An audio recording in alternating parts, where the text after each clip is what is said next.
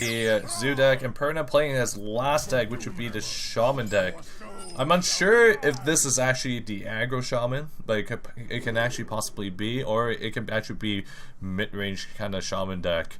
But Nuba I feel Nuba has the upper hand in here because we know that Warlock is pretty good against these Shaman decks to counter to like certain 4 health kind of creatures. Like we see a lot of Azurdrakes, Imp Gank Boss, Totem Golem, and I believe there's even Frothing Berserk. Not bad, but he doesn't have a turn 2 play to follow up, nor a turn 3 kind of play. He will have another additional draw to go into turn 2 play for like a 2-drop, but if he hero powers on turn 2, it's definitely not going to be looking too good for him just because he has nothing to play on turn 2. And able to develop the board early to beat down the Shaman deck. So the Rockbiter is going to be played just because in order for the Shaman to beat this kind of matchup, you want to have the board as cleared, as controlled as possible. But we will be seeing the Tuskar Totemic being played as well. Did you bring some fish? Alright, so we're gonna see the Mana Tide Totem being played out really good from the Tuskar Totemic, able to give him that card advantage to actually board clear most of the time. Okay, so we're gonna see the Abusive Sergeant coming out, and a Soulfire too. This is really good for Nuba because, well, like playing the Soulfire is really good just because he is behind on board and he doesn't really want to be as well. But dropping that 2-drop, it definitely does not feel good. It's because, in my opinion, to drop the Gormok. So, potential Stormcrack coming down.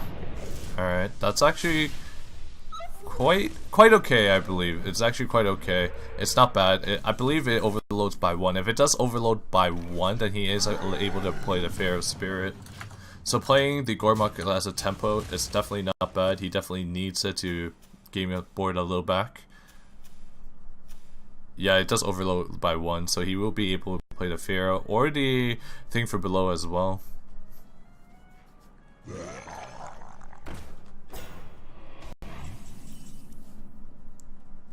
Alright. So life tap into we will possibly see power overwhelming here, yeah, using on the thing from below. Nuba doesn't want to use too much, don't want to commit too much resources on the board to actually trade into the thing from below, because these are probably the minions that he really needs to rely on to actually beat this kind of matchup.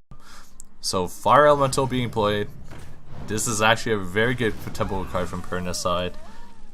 Unfortunately enough, the Gormok doesn't trade into the Fire Elemental that well, so Defender of Argus.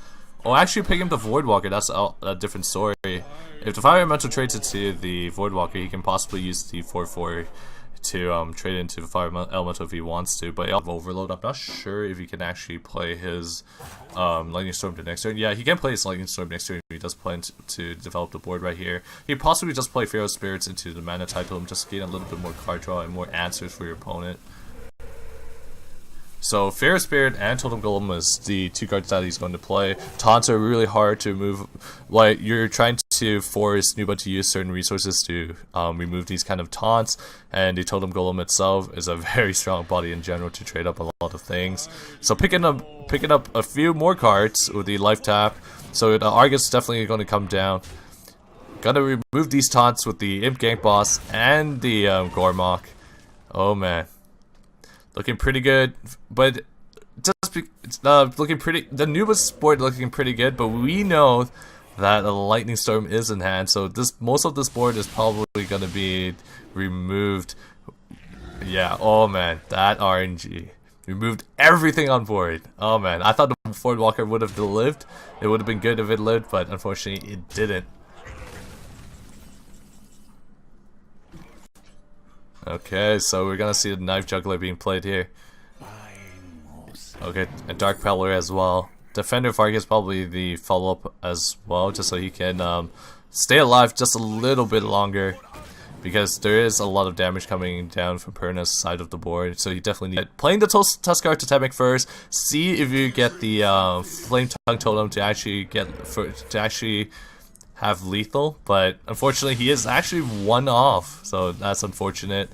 And Perna winning 3-0 against Nuba. Damn.